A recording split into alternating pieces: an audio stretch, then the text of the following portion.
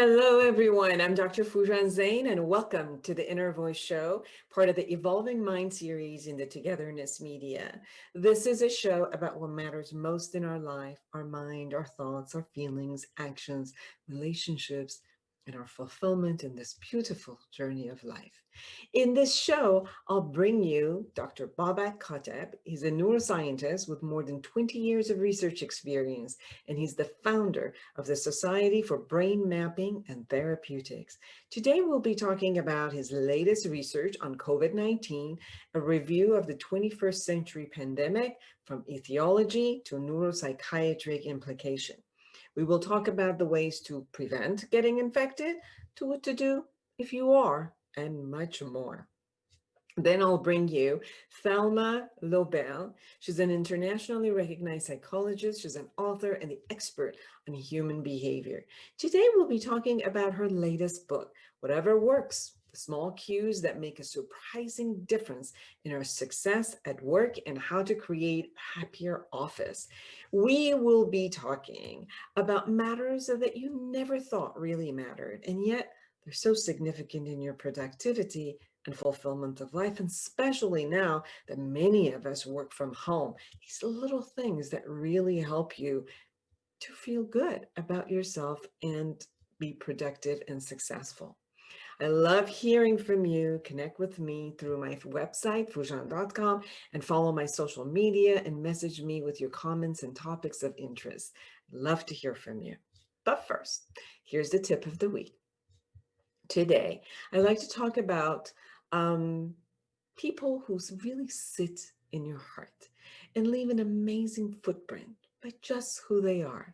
Have you ever experienced meeting someone in your life, whether you work with them or were a member of your family or met through your friends, and yeah, you kind of like instantly know that they're special and they hold a special place in your heart suddenly? Have you ever thought, what is it about them that makes them not only special, but also kind of like they pass really quickly and at times bypass your assessment and criteria and land inside your heart? And although this is what humanity is all about, um, there are some people that have had such an effect in my life. I found myself wishing to be in their presence, to learn from them, and aspire to be them. I wondered what it is about them that holds this type of connected energy. I noticed they hold an essence of love, a love that's not attached to one person, but is connected to people, a type of love that holds moral values, betterment of humanity at large, with a commitment to take a stance for what they believe in, and a humility of being a service to all who are present. So I strive to be and feel the connected energy. I also witness what holds me back. I Have you noticed what holds you back from all that you want to be and all that you want to express? I know this with many people that I come close to and in contact with. What holds them back are fear of playing big, fear of failure, fear of actually being seen and then not liked, fear of not coming through, fear of being betrayed by others. Many irrational beliefs has held them back. Lack of self-worth or questioning whether they have anything to offer holds them from expressing who they are and what they believe in. So, what is different for the people who become special? They don't think that they are special, but know what they offer is special, and that matters. They know how much their love and moral values and attention is worth, and they offer it for free to all, even to the ones that they don't want it. Most of all, they know their vision and goal, which is a way beyond their personal needs, and are committed to pursuing their vision and don't get distracted by other people's games and manipulations or diversions or distraction. So let's observe. What is it that you strive for? Is it bigger than you? Does it include the values of humanity? What are the ways that you are living with your vision? What stops you from fulfilling your vision? Who would you be without those obstacles? would you be without those fears? What do you need to go beyond your fears and obstacles? What is stopping you from gaining the skills to go beyond those obstacles? When is the time to take a stand for you? Can you answer all of that? And then with that, aspire to be who you are, and wishing you all to be all that you aspire. Don't go anywhere. We'll be right back.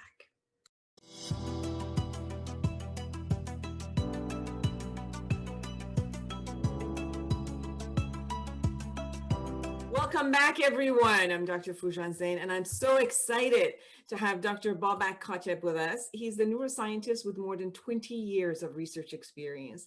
His research has been focused on introduction of advanced diagnostics and therapeutics into clinical neuroscience in order to rapidly identify and introduce game-changing technologies to treat neurological disorders such as brain cancer, Alzheimer's disease, Parkinson's disease, and other brain and spinal disorders. He's the founder of the Society of Brain Mapping and Therapeutics, which I am so excited to also be a part of. And today we will be talking about his latest research, which came with collaboration with many people from that association on COVID-19, a review of 21st century pandemic from etiology to neuropsychiatry implications. Thank you for being on the show, Dr. Kateb. My pleasure, Dr. Foojan. It's a great pleasure to be here, and I thank you for the opportunity, and thank your viewers for watching your fabulous program.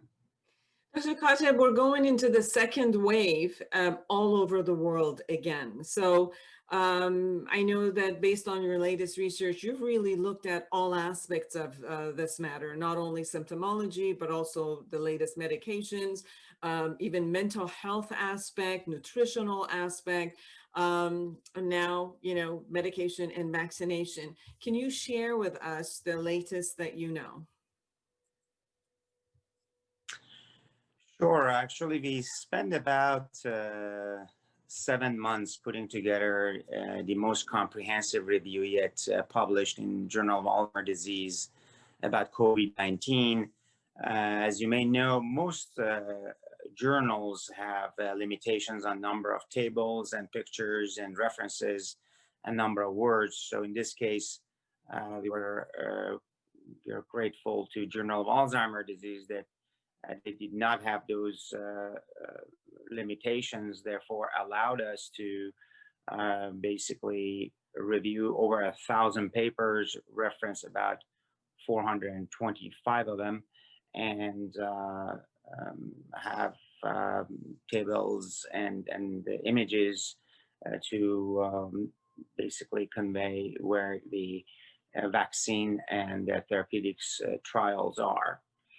So in the course of study, obviously, my own mother was sick and was in and out of the ICU at Cedars-Sinai Medical Center, and we collaborated with a team of about 36 scientists and physicians to put this paper together, which was published in September issue of Journal of Alzheimer's Disease.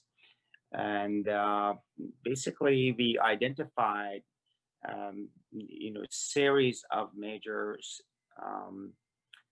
symptoms in the COVID-19 patients that we have to predict, prevent, and treat.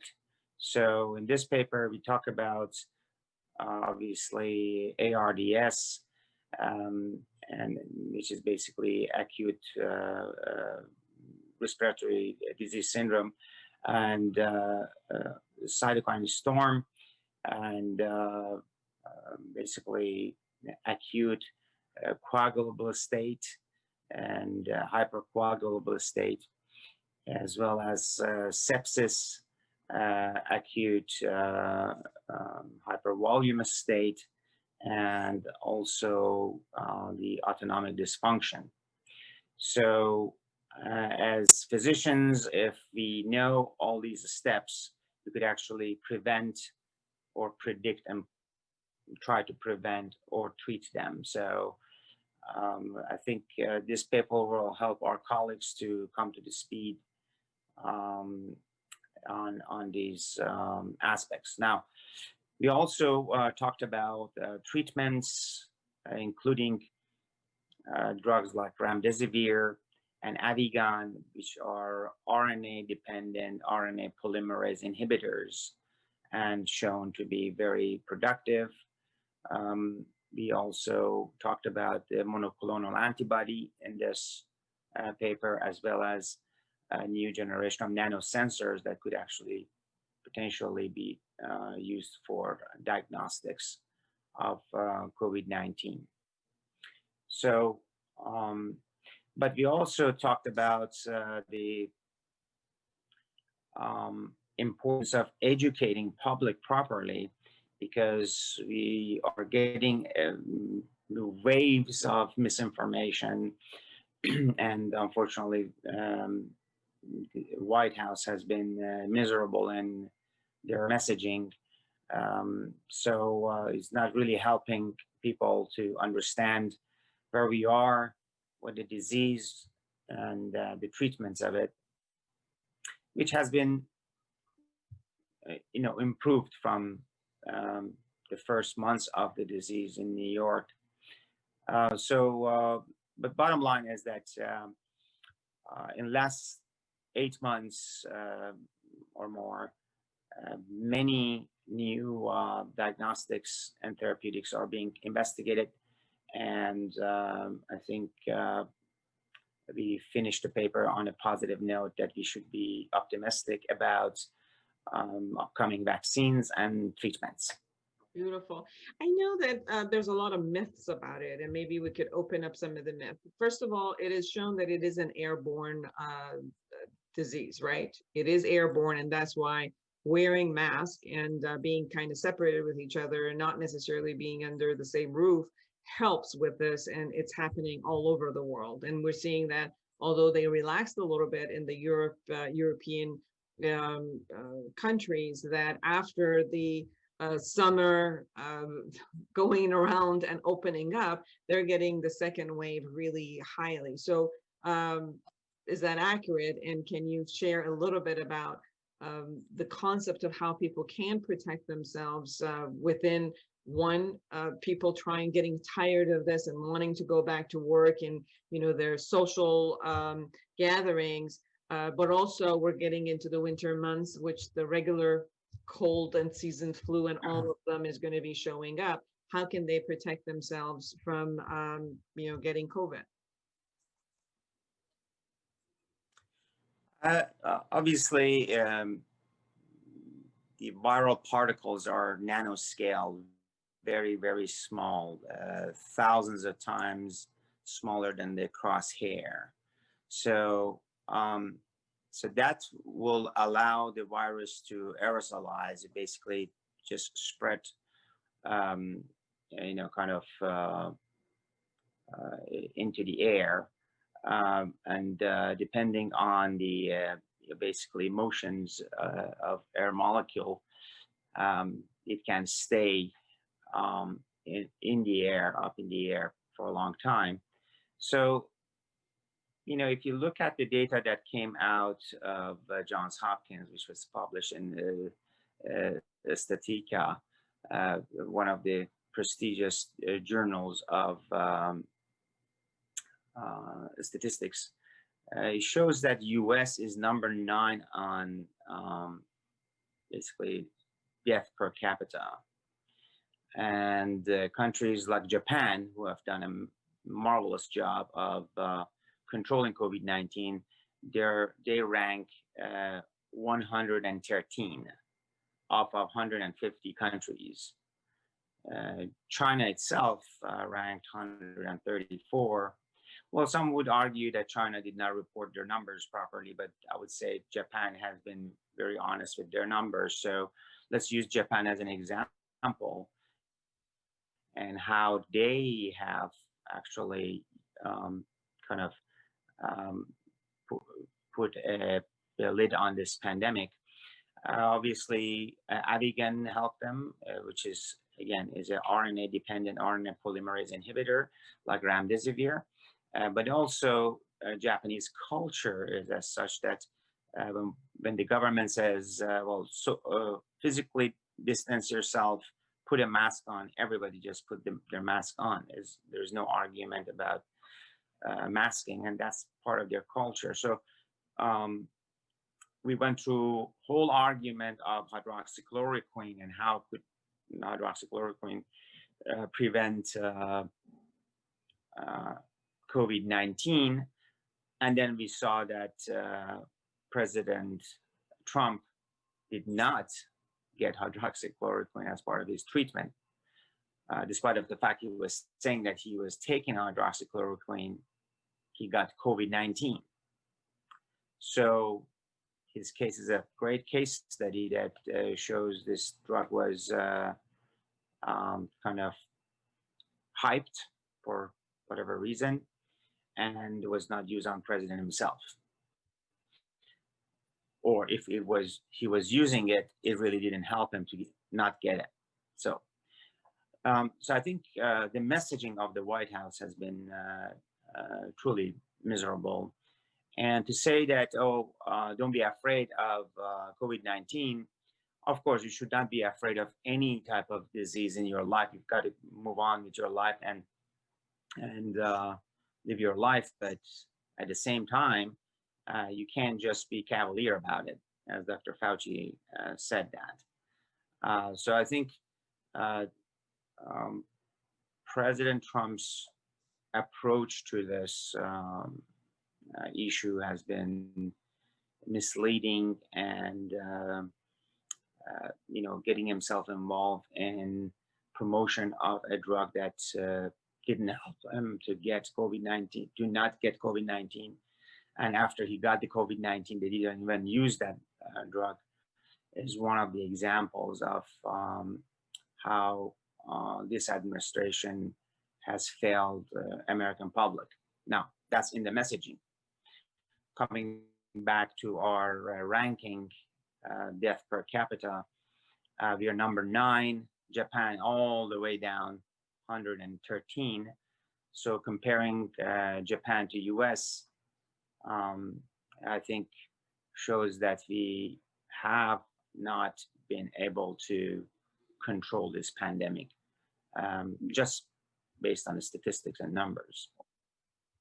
Is there, I know based on experience that I've had with people around me and my clients who have been infected with COVID, and afterward they have survived it, and thank God nobody passed away. And I do know people's family members who have passed away. One of the major aspects of this is not only the nutritional aspect, the mental health aspect, but also the pain management. And many of them are not necessarily going to the hospitals. Some do. Some have gone to hospitals and stayed for about 8 days and then, have come out. Some, they're just asked to stay home and suffer through the pain that is excruciating, and not necessarily given any particular medication. And they've said just to kind of ride it through if it hasn't been that extreme.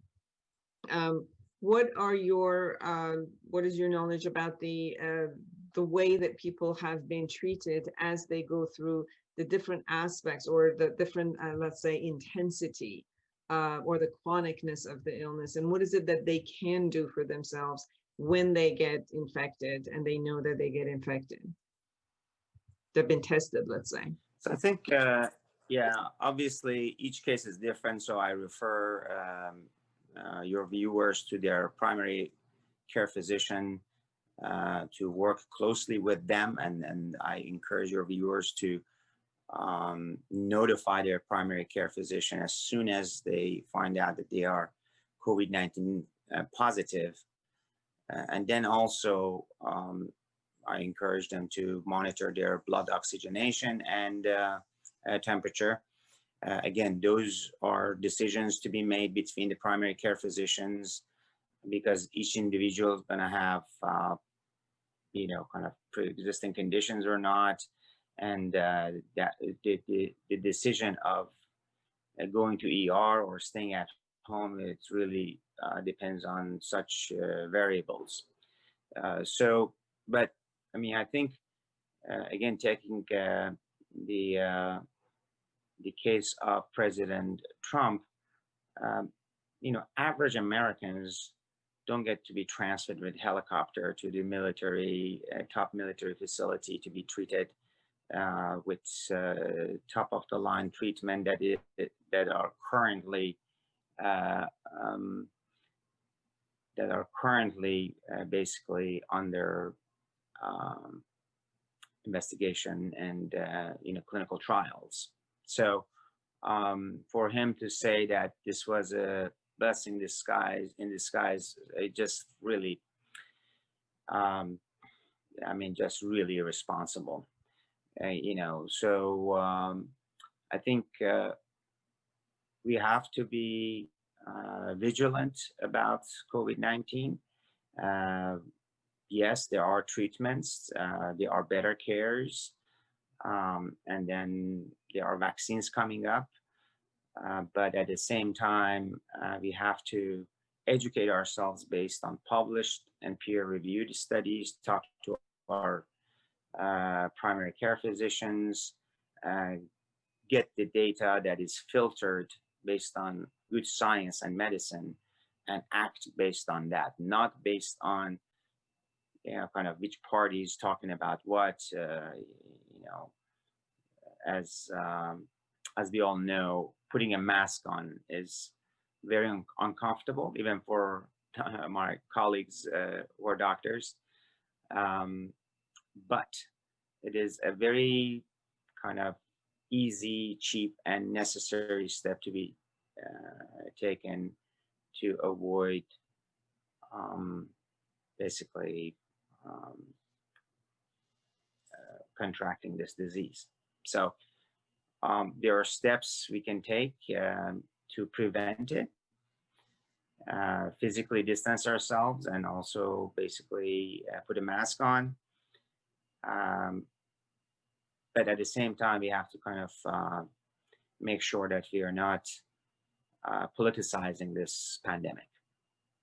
I think this is the only country that I know that it's being politicized in this way. I mean, this is not an American invented, or a party invented disease. This is it's an illness that is all over the world, and people, everywhere, every country, every people, every government is trying to figure out what is the best to keep everyone safe and moving forward. So I definitely do agree with you that it's unnecessary for it to get politicized. It's more about how do we prevent it from getting it, and obviously the best concept is getting your immune system in a better shape by the way that you maybe eat and exercise and sleep, and then putting the mask on, being able to be not being in a closed environment with other people at this point, and trying to do your best as far as work and socialization in a way that it's appropriate to the time until we get the viruses. Until we get the vaccinations, so that we could be a little bit more immune to it. Can you share with us your knowledge about the vaccinations that are out there and the promise for it, and how effective would they be?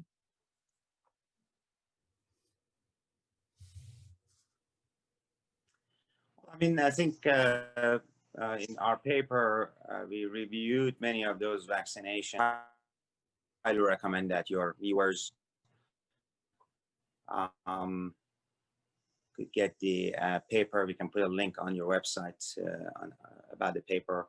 But kind of most of the vaccines are RNA based, and I think we will have some sort of a vaccine by late this year and early next year.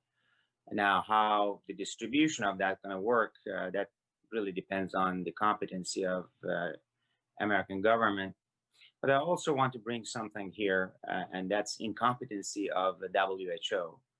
And WHO has been absolutely irresponsible and miserable in assessing this pandemic, notifying countries about the symptoms of COVID-19 early on, and then putting one after another misleading information, including telling us not to put the mask on, which I was surprised, and then including um, some press releases about use of Tylenol only for pain management of COVID-19. And then they just recently came with another article saying that, the pandemic shutdown was a mistake. I mean, uh, you know, with the lockdown, we have lost 212,000 people in US. Imagine we did not have this lockdown. So WHO has been truly miserable. I mean, these executives of WHO, in my opinion, are criminals and need to face some sort of legal action because they have been misleading the public globally. And if they had done a great job, this pandemic would be under control. So, I would equally want to basically put a finger at WHO and tell them that they have been really miserable in their messaging. It doesn't take that much to sit down, look at the data, look at your messaging, see what press release is going out. Is not really a rocket science, but this conflicting messaging about use of different medications or not, face masks or not, kind of hiding the numbers from China when the virus started to spread. It's just a really unprofessional way of managing WHO. Well, we know that Europe is going back into second shutdown.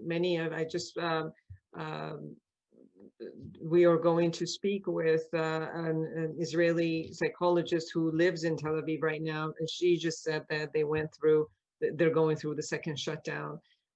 So obviously, if people can refrain from being with each other a lot in closed spaces, there's until the vaccination is here, is going to limit the virus going around, because the virus needs a host. So it needs to jump to another host. And if that's not available, and so it seems like in order not only to save lives, but in order to save people's condition at this point, I'm working with a family that the mother is a single mother who takes care of her two teenage sons and her own mother.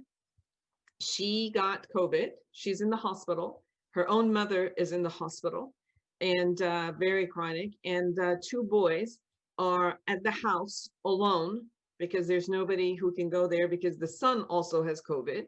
So friends are going around and putting food behind the door, and they're calling and trying to figure this all out.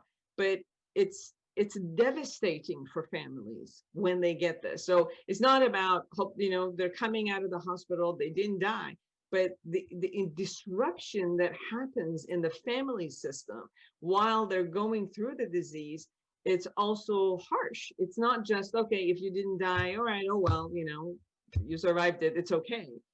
People go through long-term effect, not only physiologically, but also mentally, and in a resource services that they have around. So yes, so the more that we can, refrain and protect ourselves in order to not have the illness. And if we do get it, then we do the best that we can in order to protect ourselves, keep ourselves away from the public, in order not to transfer this to the rest of the community that we have. And again, until we're all waiting until the medical industry creates the next level of vaccine and move forward. 1 minute, if there's anything we haven't covered that you really, really want the audience and our listeners and viewers to know. Well, I think when we started to write this paper, we we were focused on psychological and pandemic of mental illness, which I start talking about this in actually late March. We see pandemic of mental illness, of course, because of the lockdown, because of the loss of loved ones, shutdown of schools and so on. So I think it's upon us to make sure that we prevent the next pandemic of mental illness and really work together to not only calm down our compatriots, kind of reduce the level of stress and help each other socially, but also really, pay attention to the second wave that is going to hit us, pandemic flu that was, in the last century, really killed more, people. If you look at the Spanish flu, you'll see the second wave killed more people than the first wave. So we really have to make sure that's being paid attention to. We are also recommending that people get their flu vaccination and also get their MMR vaccination, which I think it will be helpful to boost their immune system and at least, kind of take a preventive measure to our flu and somewhat provide kind of protection against COVID-19. Absolutely. I will put a link of the study into the YouTube channel and the podcast channel so that people can get that. Thank you so much. I know you are very busy, and thank you for finally for us to be able to come through and for you to let us know about the latest research. Thank you for being with us. Thank you very much for this wonderful opportunity. Have a good day. Thank you. And for all of you, don't go anywhere. We'll be right back.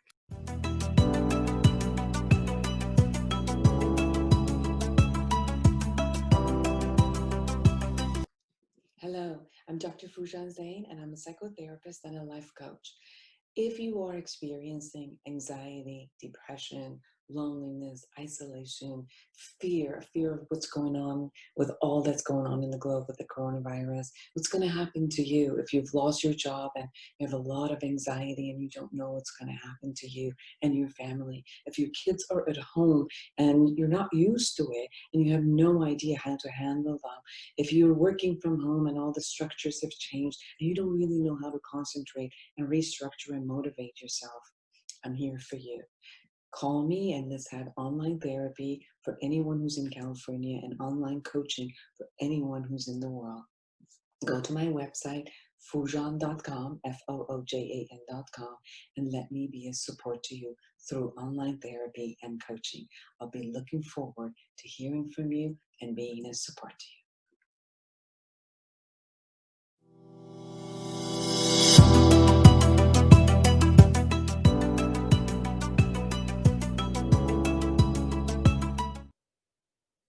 Welcome back, everyone. I'm Dr. Foojan Zeine, and I am excited to have Thalma Lobel. She's an internationally recognized psychologist and an expert on human behavior.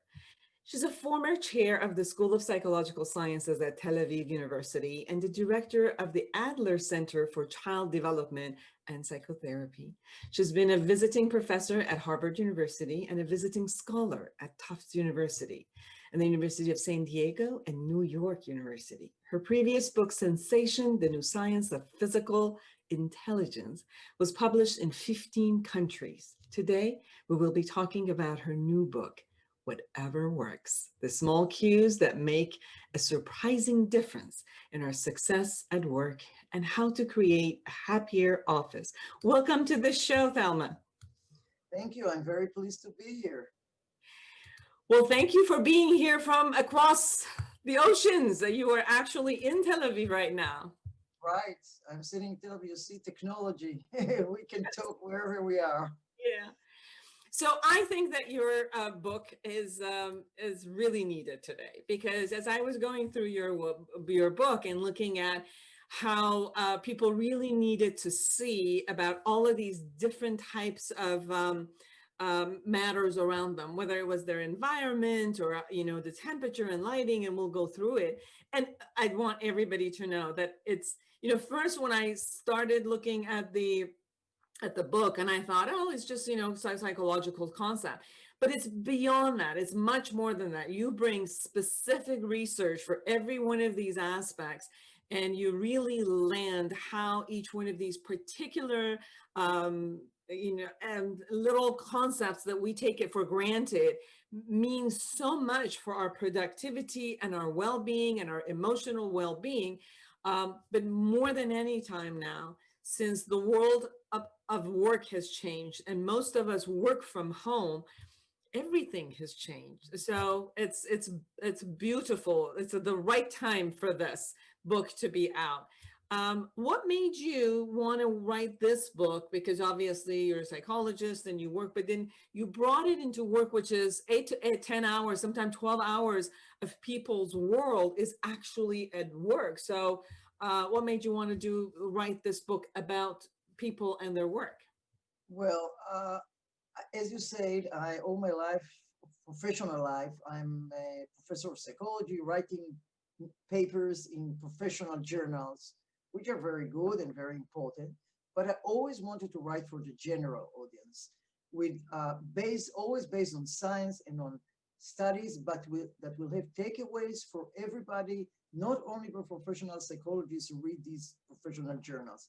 So my first book, as you mentioned, Sensation, the New Science of Physical Intelligence, was the first one. And when I saw its success and how for so many languages, and I get these, till now, emails and questions from people all over the state, I took your advice and it changed me. It really made me want to write my second book, which is in a way a continuation, but this time focusing mainly on the work world. Although there are some takeaways that even if you don't work, you want to reduce your stress and things that we'll probably talk in a minute. So I'm very pleased I did that.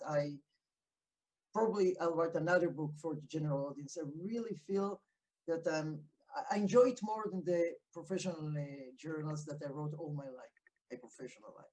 That's beautiful. And I enjoyed going through it, and I'm sure everybody who will learn a lot. So you kind of put it into 3 sections. One of them is whatever works at the office, and you're talking about the environment. And if you really look at the environment around you and how much it changes and ups or downs your productivity and your satisfaction, because you could be very productive but not feel satisfied throughout the day. So in order to raise those two, you look at the different aspects of the environment, the lighting, the temperature. And one of the things that was really interesting to me, 2 things you said, which was light really helps. And when you put on light that you're more productive. But the other side of it was that there were signs and research that showed that in dark, people can become more unethical, like they would do more unethical things when there's a darkness. And then there was this concept of the temperature, which most of people, they've shown that between 70 to 72 Fahrenheit, they do the utmost level of productivity, and that women operate much better under warmer conditions versus men. So let us know what would be the best way to create our environment so that we can be fulfilled with what we're doing and become productive. Yeah, so actually, you say I'm very, I love, I have many interviews, but you are one of these interviews that read and understood, and you can answer my questions because you said it so nicely. Sorry, it's true. First of all, let's start with light. As you said, there are different angles of it, but many people, when they work on their computer, they can think that the room can be even almost dark because you can look at the computer screen and then you can see. But you become tired, especially when you work nonstop. You become tired. Your mental fatigue is a common thing. And one of the things is that if you are tired, increase the intensity of light in the room. There are studies, and everything that I say is based on studies, not something out of my head, that show that you become more energetic and perform better when the room is lighted. It's preferably with daylight. But if you don't have a window, or if it's in evening, increase the artificial light, but don't sit in a dim light. About ethical, there are many studies that show that, for example, people who had sunglasses compared to another group who had, glasses, not sunglasses, regular glass, were less ethical. They cheated more. When they had to divide money fairly or not, they were less, they took more money to themselves and less to the other person. And the explanation is that you feel more anonymous. Even in both cases, nobody can see you. For example, if you're fair or not fair, it's the same. Or if you cheat, there were conditions that the room was more with higher light or dim. In both cases, the subjects were sure nobody can see them, but they cheated more in a dim room. So light has much more effect on us than we think, that just to see better. I can see the computer very well, still I'll perform better if there is a higher intensity in the room. And as I said, unethical. About temperature, as you said, there is the optimal temperature for the general audience. But women suffer more when it's cold. And I know, for example, when I go to meetings, and when I was in several board of directors, which unfortunately I'm one of the few women in the room. And I know that I have always in the summer to carry a jacket or a sweater in my purse, because they will the temperature will be very low, with the air condition. So first of all, if you're alone in the office, you can do what you want, and you can arrange the temperature as comfortable for you. But remember that within the optimal range, which is not too cold and not too warm, make it a little bit towards the colder, because again, within the optimal range, you perform better when you're a little bit cold than when you're a little bit warm. I'm not talking about the extremes. So even if you feel very comfortable when the room is quite warm, don't do that, because you will perform not as good. And even if you perform better, the same, then you will be more tired for the next job. So within the range of 68 to 73, something like that, make it towards the cooler side. And then, of course, what's comfortable for you, you feel, because there are individual differences and gender differences, as you say. My experience has been that when I'm cold, I get irritated and agitated, and I make decisions a little bit faster, but not necessarily from a comfort place. And but when I'm comfortable, warmer, comfortable, not hot, but warmer, comfortable, comfort comes in, like expansion of this more critical thinking when I'm cooler. There's a little bit additional comfort thinking in it when I'm a little bit warmer. But I do get that both extremes get me agitated. Oh, definitely. You don't work in extreme, I know both extremes. Right. But for example, there is another nice thing, I think, that people don't think about it. There were studies that showed that in a warmer temperature, people conform more to the other person's ideas. So if you're negotiating and you want the other person to agree with you, make the room a little bit warmer. On the other hand, if you're in a discussion group and you want to hear each person's opinion, not to be influenced by you, make it a little bit cooler. Because it's amazing that all of these little stuff really, really affect us so much, and we're not noticing. You also talked about how much it's important for us to go and get to the nature and bring green and blue into our world. And you said in order for us to be calmer, to go into the blue items such as water. Whether we create blue and water concepts around our room, or we could actually go outside and be part of anything in nature that has water. And then the green space of bringing plants or going to places such as forest or gardens and all of that. In order to, I think for me, as I was reading your book, I realized that I get off of this type of a cerebral, intense thinking and getting bogged down with very specific things. And then suddenly my way of thinking becomes expanded as I'm in the nature, and I become part of and one of, versus becoming very, very limited. Can you share a little bit about that and how to incorporate the nature within our system? Yeah, definitely. I think this is one of the most important takeaways, especially these days that we are all stressed because of the COVID-19, which, work is a stressful situation very often, because of many things where some people are worried about their job, they're worried about the deadlines, a lot of things. But in these pandemic times, that people are not sure, some lost their jobs, some are afraid they might lose it. We are afraid about our health, about our parents' health. So nature is one of the easiest things and easy to implement that really, really help. There are many studies that show, for example, in China, in Stanford, in all over the world, that when they took two groups of people, one group, they asked them to take a walk or sit in the nature, and one group to walk or take a walk in urban environment. And then they asked them, they measured their physiological measures, like blood, their blood pressure, their, all kind of the physiological that they want to go into, all of the cortisol level, which is a stress hormone. They found that those who walked or sat even in nature had lower physiological measures that showing that they were less stressed and less anxious compared to those who walked in urban environment.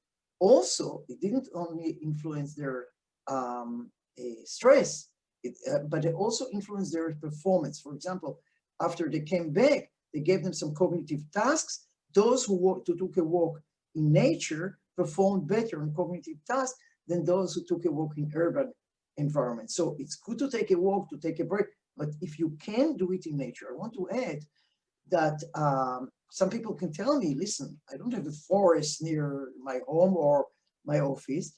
So first of all, it doesn't have to be a forest or at the beach. It's great if you have them.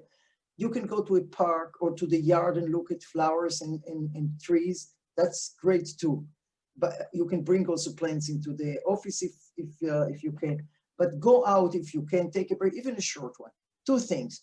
If you can't do even that, if you can't, you don't have, you live in, there are no trees outside, only an urban environment.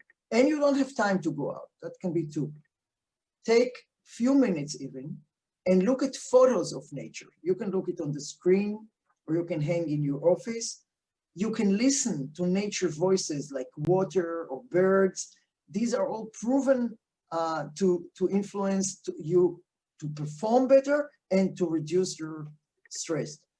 I just want to say one more study that even 40 seconds, is enough sometimes. There were two groups. One group, they were performing a cognitive task, then they took a break.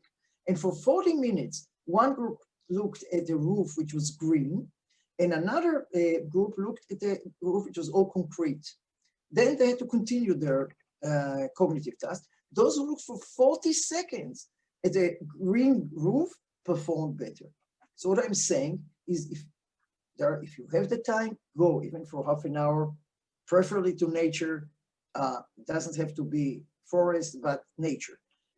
If you don't have the time, even look it from the window at the trees and flowers. And if you don't have all these, look at pictures. They will all make you look, perform better and reduce your stress. And easy. You also talked about the two other sections of your book. One is the whatever works for your team, which you talk about how even involuntary or not knowing subconscious ways that we have our volume, talk about the tonality, the gesture of body, the way that we express our emotions really affects the way that our team works with us. and you know, whether they do ethical or unethical behaviors, or the way that we create a space and a team that is diverse. And even you brought it down to clothing, in how we dress, you know, creates that type of success or productivity or satisfaction, and how it relates with other people in that way. Can you share a little bit about this section of your book, please? Sure. There are so many things, and I hope people will read whatever works, and because we know we can't. But so I'll choose one thing about the clothes.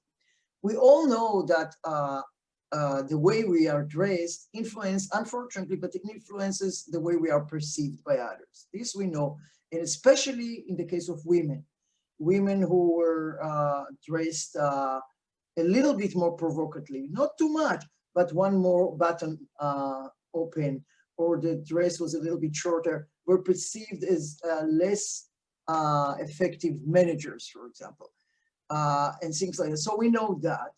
But I'm talking about that in the book, but I want to talk about something that I think people are less aware of. The way we are dressed influence our own behavior. There are several studies that show, for example, let me show you one study. There were, one group was given a white coat, like a doctor's coat, and the other group was not given anything. And they were asked to perform some cognitive tasks. Those who were given the white coat performed better because they felt like they are smarter, they are doctors. Then the researchers made another study. They gave one group a white coat and told them it's a doctor's coat. And the other group was given a white coat and they were told it's a painter coat. Those who were given the white coat thinking it's a doctor's coat performed better. There was another study about negotiations also. One group was dressed, you know, like you go to negotiations, you know, more business-like. The other group was told to dress, you know, with sandals and the sweatpants and all that. And those who were dressed professionally got better concessions in their negotiations. So remember that also in Zoom meetings.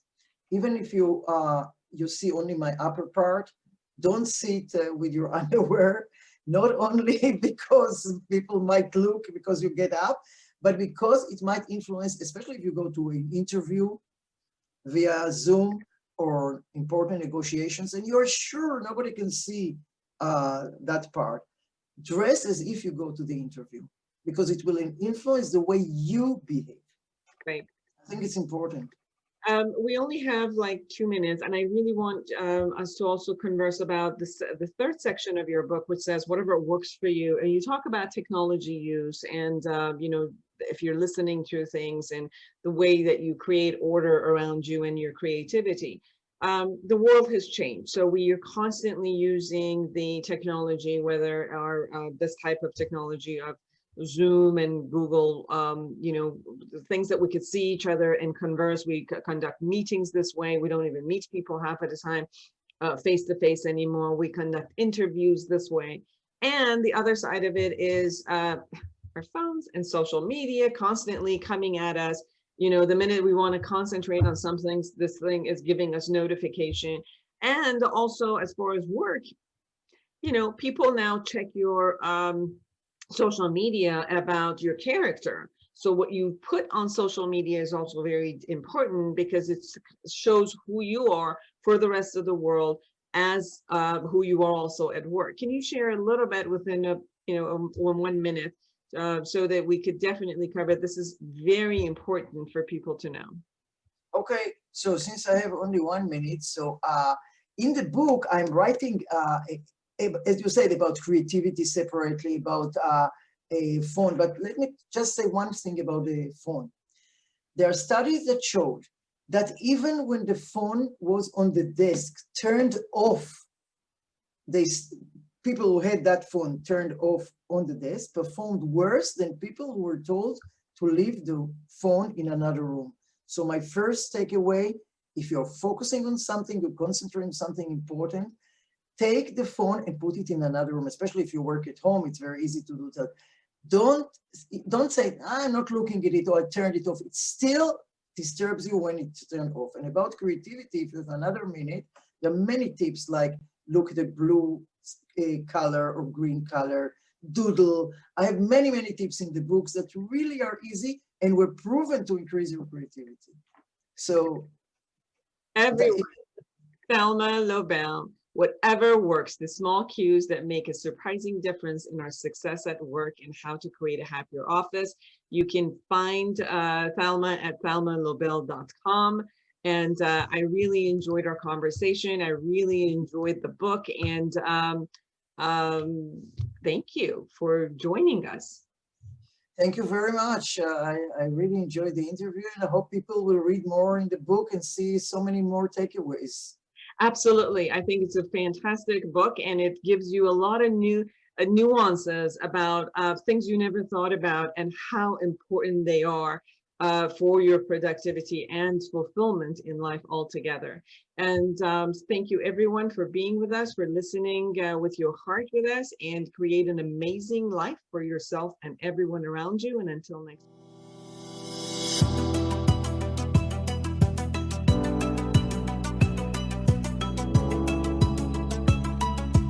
Hello, I'm Dr. Foojan Zeine. Do you feel stuck at home? Do you feel stuck in your life?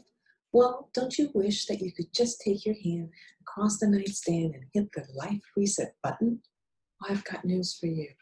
Here it is, Life Reset, the awareness integration path to creating the life that you want, with the simple process of 12 questions and a process to go deep inside and look at where you are, creating an awareness of the present moment, healing the past, and envisioning a future, and giving you tools in how to take care of yourself and be a whole and complete person as you go into the future. Here it is. Go to Amazon.com or Foojan.com and get your copy now. This is the time you can actually take care of yourself. You deserve it.